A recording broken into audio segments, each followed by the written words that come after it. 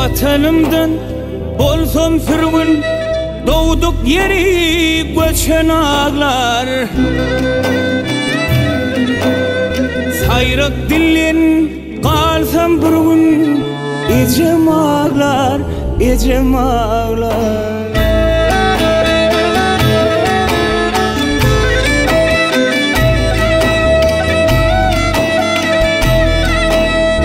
Tenne derdim sürse hüküm, azasını çeken ağlar.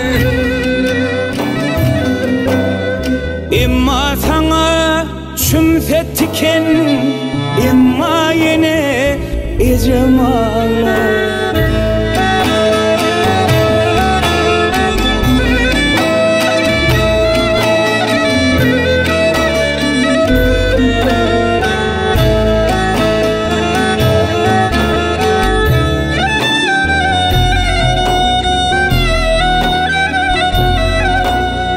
Yengeniz yolun kıyınını, ağır yolu geçen ağlar. Yengen biri, yenlen biri, ecem ağlar, ecem ağlar.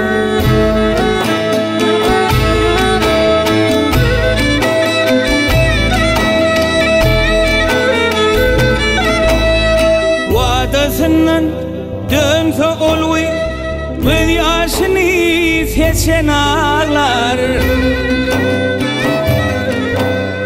Oğlum yanni deyip yine ecem ağlar, ecem ağlar.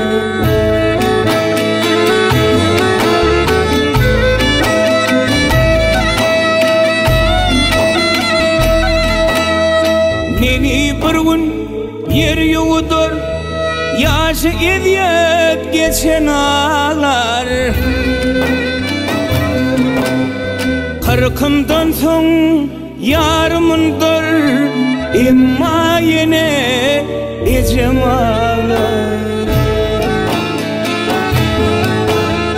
Kırkımdan son yarımındır, emma yine ecem ağlar. Ecem ağlar, ecem ağlar.